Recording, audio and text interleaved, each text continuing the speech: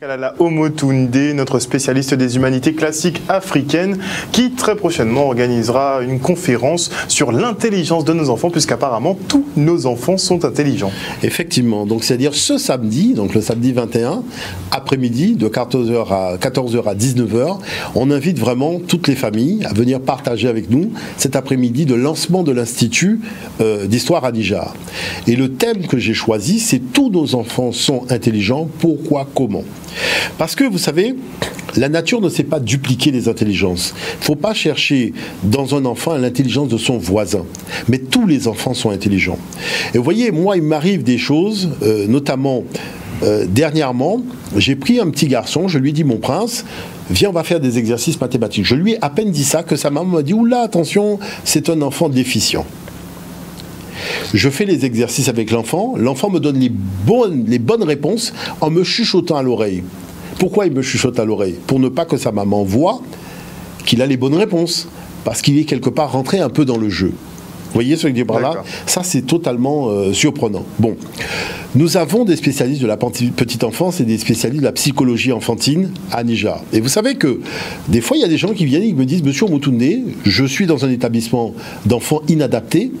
J'aimerais voir avec vous comment on pourrait mettre un atelier autour des mathématiques africaines pour voir comment les enfants réagissent. Moi, la première chose que je demande à cette personne, c'est est-ce qu'elle a déjà vu en Guadeloupe un bœuf inadapté? Ou une poule inadaptée? Ou un cabri inadapté. Parce que si tous les animaux, tous les poissons, toutes les mangues et toutes les cannes sont adaptés, je suis quand même surpris qu'on ait réussi à faire croire aux gens qu'il n'y a que les humains et les enfants qui sont inadaptés dans un pays où la moindre poule, le moindre cochon, le moindre bœuf est adapté. Vous voyez ce que je veux dire par là? Tout ça pour ne pas remettre en jeu quoi? C'est pas l'enfant qui a un problème, c'est la méthode pédagogique qui doit s'adapter à l'enfant et pas à l'enfant à s'adapter à la méthode pédagogique. Et il faut des méthodes pédagogiques. C'est pour ça que la culture africaine elle est suffisamment riche pour offrir cette variété de culture. Maintenant, la deuxième chose qui est importante, c'est ce qu'on appelle l'effet Pygmalion, qui est en fait une science africaine qui a été reprise par les Grecs. Mais ça veut dire quoi l'effet Pygmalion? L'effet Pygmalion, c'est qu'un enfant peut devenir parfaitement intelligent, peu importe le terrain de départ. C'est le comportement de l'adulte qui va véritablement régler cette chose-là, c'est-à-dire démultiplier le facteur motivation. Je vous ai amené un premier document, je vais laisser une enseignante parler de ça, parce qu'il y a eu des études qui ont été réalisées par des spécialistes, et vous allez voir que les études ont toujours fonctionné par rapport à la mise en scène qui avait été préparée pour l'enseignant. Et ça, c'est important. Si on peut écouter le premier document sur l'effet Pygmalion. L'effet Pygmalion, voilà, de manière à entendre ce que dit cette dame. L'intelligence dépend vraiment, effectivement. Franchement, c'est le comportement de l'adulte. Et moi, j'ai déjà eu à tester ça des milliers de fois. Vous voyez, ça dépend de la nature dont vous avez établi la relation avec l'enfant. Et je vous expliquerai tout à l'heure comment je m'y prends au départ. On part pour le premier document sur l'effet Pygmalion.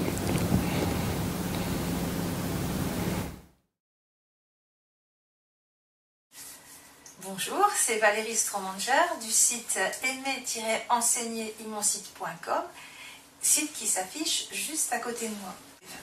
Alors aujourd'hui, on va s'intéresser à une théorie qui s'appelle l'effet Pygmalion. Et nous voilà au XXe siècle auprès de psychologues qui s'appellent Rosenthal et Jacobson, dont l'étude va se mettre juste à côté de moi, qui ont étudié les prophéties autoréalisatrices dans les classes. Qu'est-ce que c'est que ça? Eh bien, ils ont fait des expériences d'abord avec des rats, donc là je n'en parle pas, mais aussi des expériences avec des élèves dans une école américaine qui s'appelait Oak School. Et dans cette école, ils ont pris 2 échantillons d'élèves tout à fait normaux, d'un niveau tout à fait basique, voilà, des élèves ni plus ni moins brillants que d'autres, mais 2 groupes d'élèves de niveau comparable. Et ils ont fait enseigner à ces élèves des professeurs qui ne les connaissaient pas.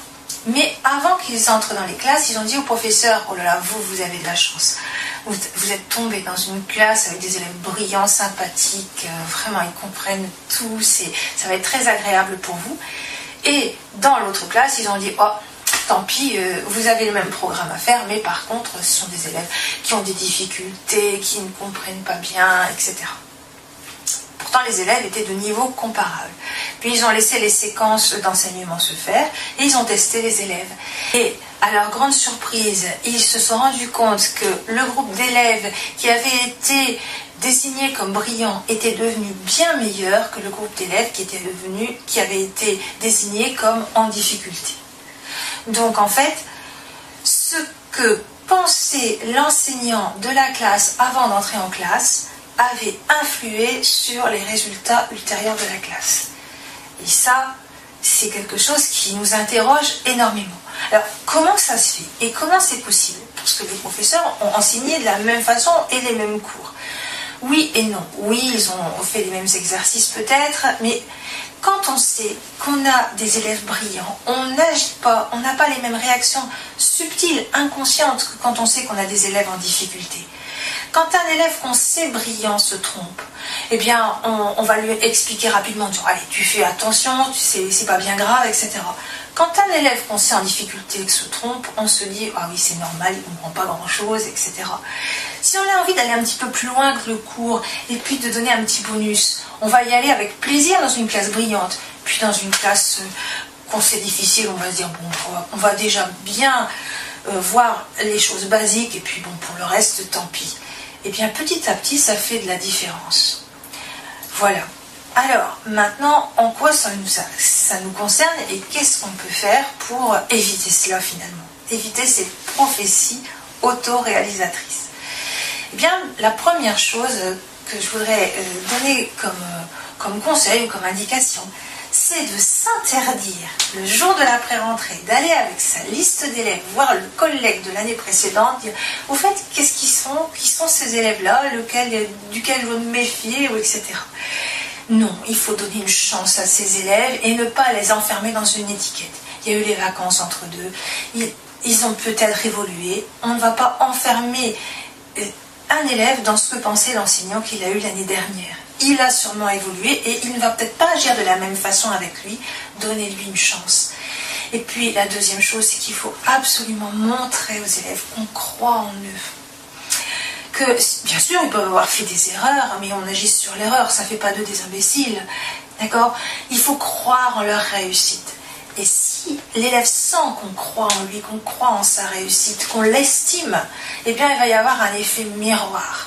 Et il va vouloir mériter cette estime, il va vouloir la conserver, d'accord? Parce que s'il sent à l'inverse que de toute façon, on sait d'avance qu'il est nul, qu'il ne va pas s'en sortir, qu'il est pénible, etc., pourquoi faire un effort de toute façon? Fichu pour fichu. Bon, il y a beaucoup d'élèves qui réagissent comme ça. Non, tu as fait une erreur, mais tu fais mieux que ça, voyons.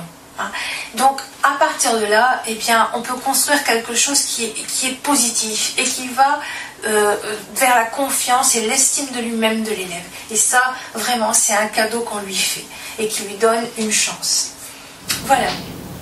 Donc clairement, l'apprentissage d'un enfant peut être conditionné vraiment par le comportement de l'adulte et le comportement totalement. de l'adulte. Moi, je vais vous dire deux choses. La première chose, c'est que moi, quand j'ai des élèves en face de moi, je leur dis, vous savez, vous êtes tous intelligents. Je ne suis pas venu vous transférer mon intelligence parce que vous êtes déjà intelligents. Mais il y a une chose que je sais, c'est que moi, je dois alimenter votre motivation pour accéder à l'intelligence qui est en vous. Vous verrez que chez ce qu'on appelle, je dirais, dans la spiritualité que ce soit japonaise, chinoise et compagnie, il n'y a pas d'être ayant des défauts d'intelligence.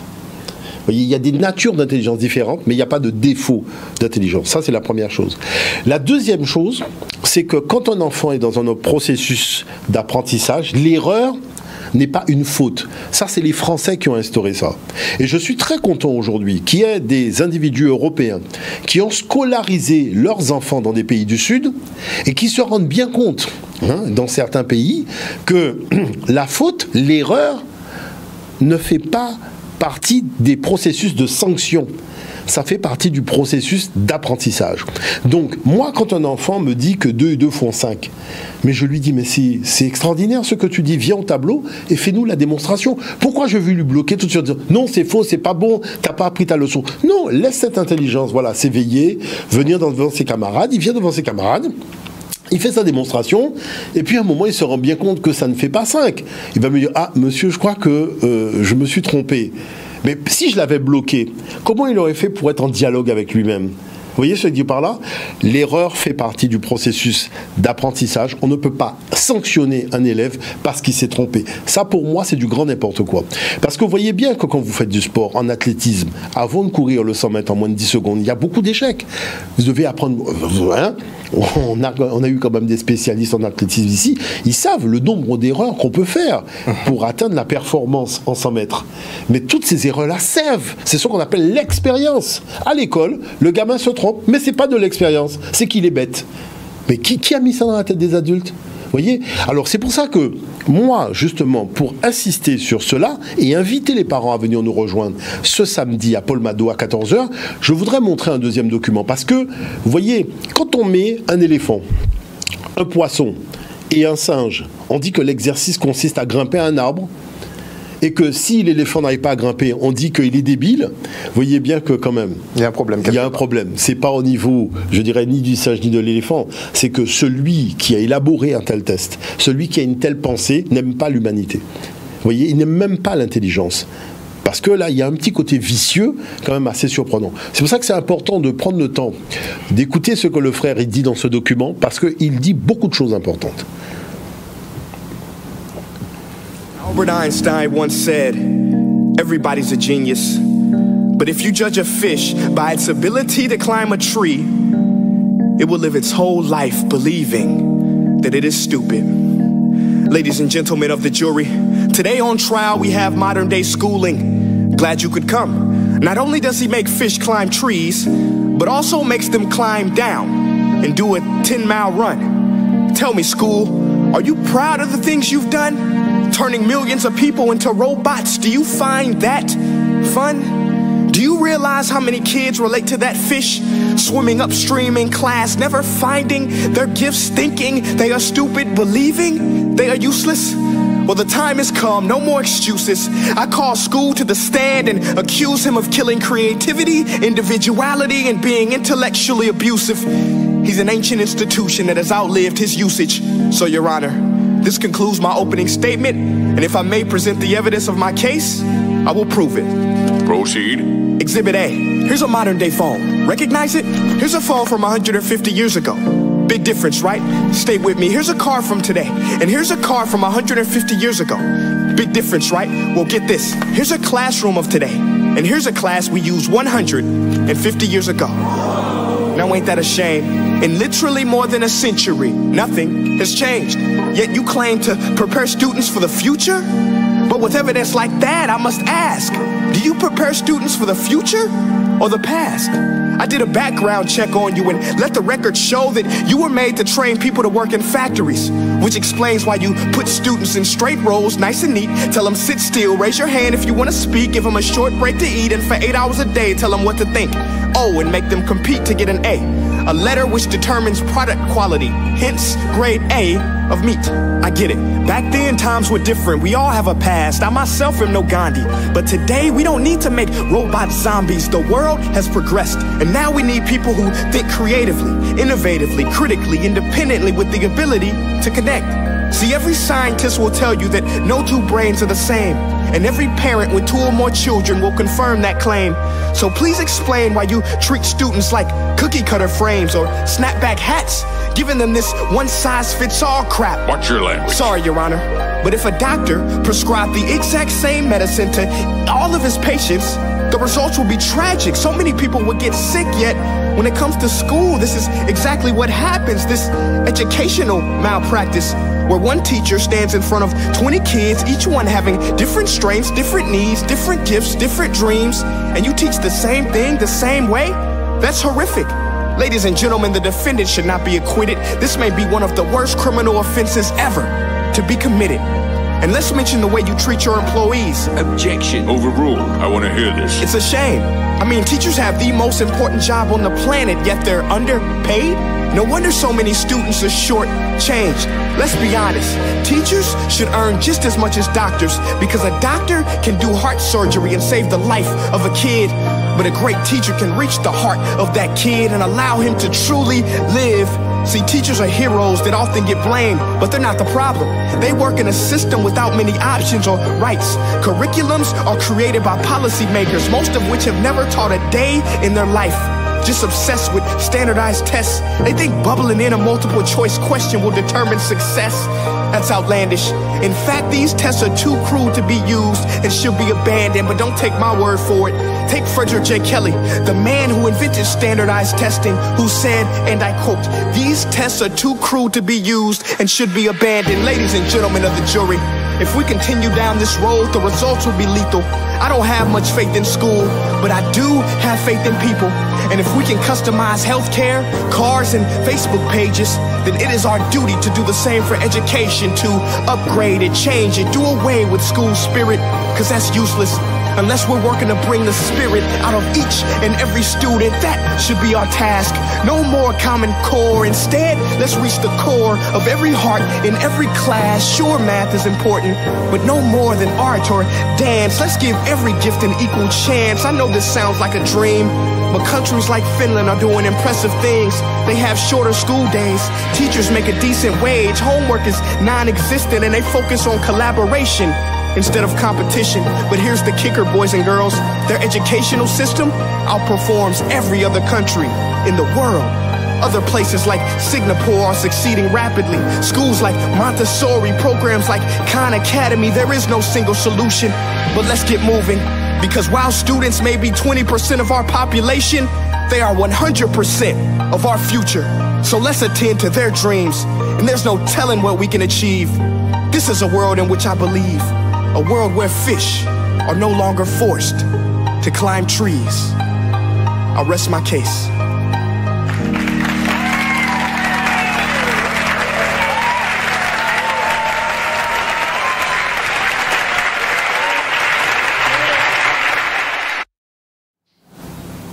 Beaucoup de vérité, effectivement. Beaucoup de vérité. Et je ne parle même pas de cette espèce de quasi-impossibilité d'aborder les choses par la méthode pédagogique africaine dans les institutions. C'est-à-dire que c'est au-delà du réel. Nous sommes passés devant des psychologues, des psychiatres, enfin tout ce qu'on peut imaginer. Tout le monde a vu les résultats que nous avions. J'ai fait quand même 1 semaine et demie au rectorat de la Guadeloupe, où j'ai monté, vous voyez, on a même initiation aux mathématiques africaines pour les enfants de 5 ans et plus. Nous faisons des mathématiques fractales avec des gamins de 5 ans. Nous faisons des mathématiques informatiques avec des gamins de 5 ans. Tout ça en passant par la culture africaine, vous voyez, et on a l'impression qu'il n'y a pas le désir de faire réussir l'enfant. On veut lui mettre des préjugés par rapport à des performances d'intelligence qui ne sont pas ces performances d'intelligence, c'est une mise en scène de son intelligence. Maintenant, le problème dans lequel nous sommes, c'est que les parents se laissent avoir par ce discours très facilement. Vous avez des parents qui disent « oui, mais mon enfant est déficient, oui, mais mon... » Attendez, c'est vous qui l'avez mis au monde. Vous voyez, moi je vois que dans notre tradition africaine, nous sommes les premiers humains de cette planète. Nous avons toujours eu des individus avec certaines particularités. Mais on n'a jamais vu ça comme un défaut et ça n'a jamais été perçu comme une déficience. On a toujours vu, et on le voit dans les musées, sur les stèles de l'Égypte antique, les individus, ils pouvaient être aveugles, mais ils avaient une fonction professionnelle. Vous voyez, des individus qui n'avaient pas de bras, eh bien, ils utilisaient leurs pieds, mais ça ne les empêchait pas de trouver du travail. Parce que ça fait partie du processus, tout simplement. Chaque être vient pour s'épanouir sur cette terre, et on ne peut pas bâtir des restrictions empêchant l'épanouissement. Maintenant, le problème, c'est quoi? C'est parce que c'est un système élitiste. On veut arriver à convaincre la masse qu'elle est déficiente par rapport à l'élite.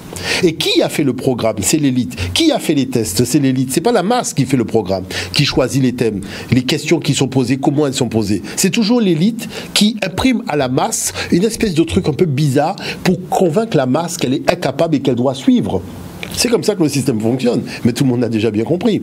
Maintenant, la chose que je voudrais, c'est que les gens arrêtent de croire que leur enfant est déficient. Moi, j'ai fait suffisamment d'interventions dans des écoles dites d'enfants inadaptés, un peu partout à travers le monde, pas simplement ici, et j'ai montré aux gens à chaque fois que c'est faux. C'est totalement faux. Il faut comprendre comment le cerveau fonctionne. Dernièrement, vous avez vu, le ministre de l'Éducation nationale a dit qu'on a bâti le programme scolaire avant d'avoir compris comment le cerveau des enfants fonctionnait. En Afrique, depuis Platon a vanté les mérites de l'enseignement scolaire en Afrique en disant mais c'est cette méthode-là qu'il faut mettre en Grèce. Vous voyez l'affaire? Vous avez une institution scolaire. Je comprends que à Paris, il fait froid. à Londres il fait froid, le gamin est fermé dans une salle l'après-midi. Ici il y a une température que je trouve, mais nous on n'a jamais fait des cours de mathématiques l'après-midi. Il y a des choses qu'on fait, vous savez très bien qu'il y a beaucoup de choses qu'on fait le matin parce que le soleil ne tape pas.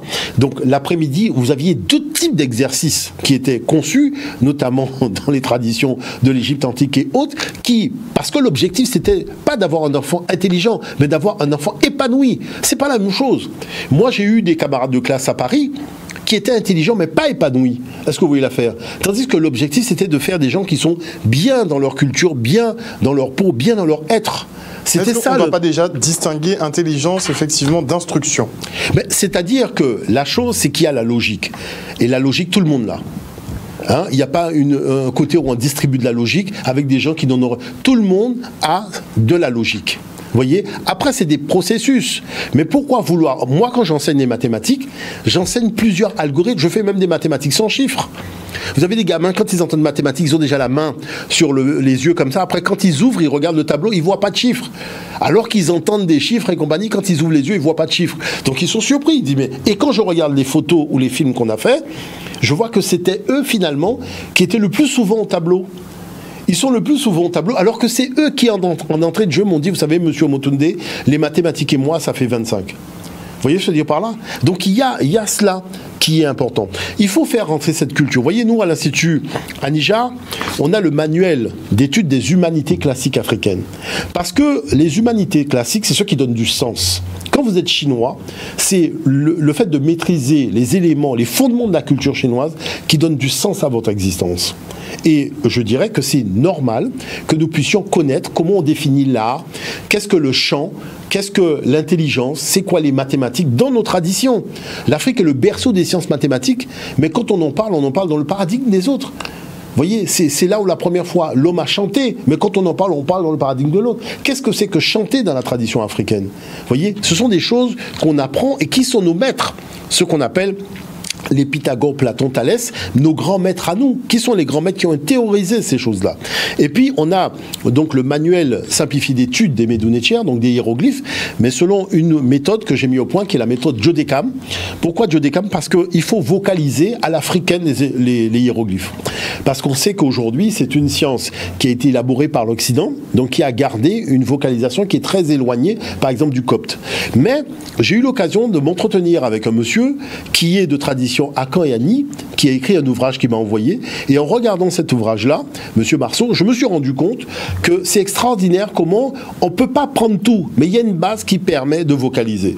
Et c'est à partir de ce moment-là, j'ai repris certains éléments adaptés à la technique de la lecture des hiéroglyphes pour en faire donc cette méthode d'Odjekam. Vous voulez vraiment sortir du paradigme occidental? C'est-à-dire tous les enfants sont intelligents. Vous savez, tous les enfants sont intelligents. Vous savez, moi, je vais vous dire une chose.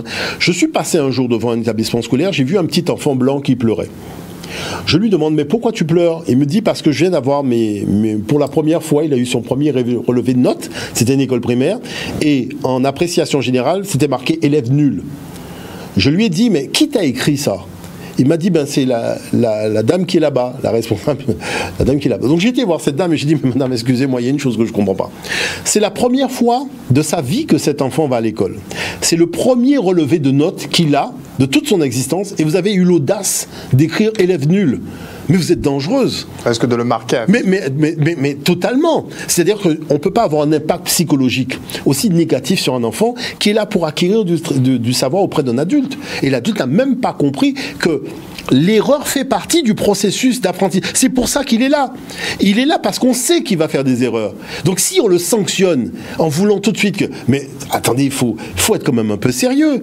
Personne ne sait que quand vous recevez un jeune pour jouer au football, il n'est pas footballeur le premier jour que vous l'avez reçu. Mais vous devez en faire un footballeur. Et les erreurs, ça fait partie de l'expérience. Alors en sport, c'est de l'expérience et à l'école, c'est une faute.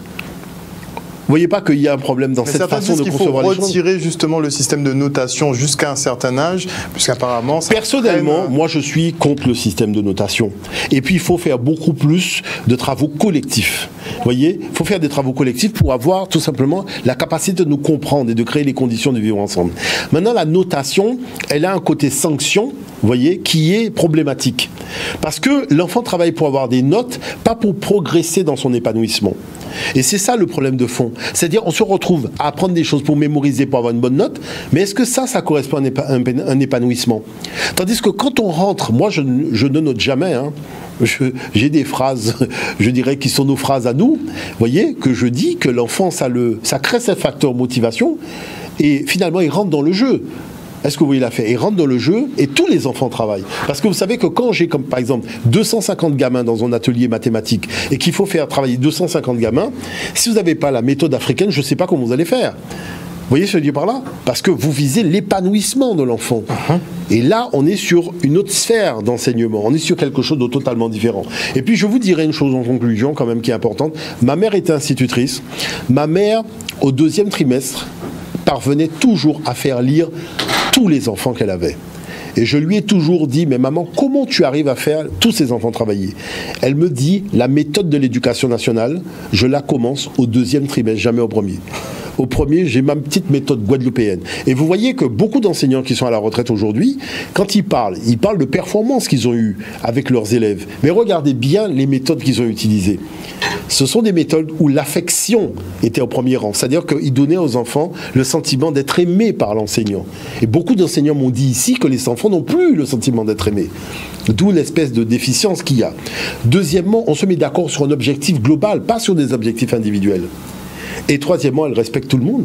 C'est-à-dire tout le monde est mis dans le processus et personne n'est, voyez, dévalorisé parce qu'il n'est pas arrivé ou autre chose. Tout le monde est pris dans le processus. C'est comme une immense machine à laver qui va entraîner tout le monde et finalement tous les enfants font ces performances-là. Et à la fin de l'année, les enfants considèrent l'enseignant un peu comme un parent. C'est plus la personne de l'extérieur, c'est le parent, c'est le grand frère, c'est la grande maman. Dont on se rappelle toujours, mais bien sûr, parce qu'il avait la bonne pédagogie. Parce qu'il avait une approche affective, il avait une approche humaine. Le but c'était l'épanouissement. C'est pas gaver des oies. L'école c'est pas gaver des oies. Vous voyez ce que je dis par là? C'est créer des individus épanouis. Et ça, il faut y arriver. Et la dernière chose, c'est qu'il faut arrêter aussi de dire pas fait ça, pas manier ça, pas. Vous voyez, tout ça, ce sont des choses qu'il faut arriver à gommer.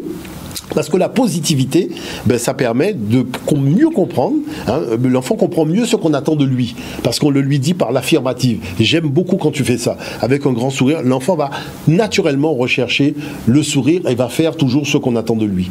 Donc ça, c'est important de ne pas l'oublier. Donc le rendez-vous est donné, c'est donc ce voilà, samedi. Donc ce samedi, 21 septembre, à Paul-Mado, à partir de 14h, nous allons parler de tout ça avec les parents et les enseignants, j'espère qu'ils viendront, de manière à faire en sorte qu'on puisse leur montrer ce que nous avons fait. On a vu quand même aujourd'hui près de 14 000 gamins, donc on a quand même une sacrée expérience à ce niveau-là. Donc cette conférence sur tous les enfants. Tous les enfants sont intelligents. Pourquoi, comment? C'est important. Merci beaucoup, voilà, M. Regalala Omotunde d'être venu sur ce plateau ce soir. Et avant de se quitter, Brigitte Zabarel nous a rejoint. Bonsoir Brigitte. Bonsoir. J'écouterai ce monsieur des heures et des heures. Vraiment. Merci gentil, pour tout ce que vous dites. Merci pour tout le bien que vous faites. Merci. Très bien. Et donc Brigitte, bon, là on parle d'anthropologie noire avec Monsieur Omotunde, mais effectivement tu as une bonne nouvelle à nous annoncer. Santé 10 revient.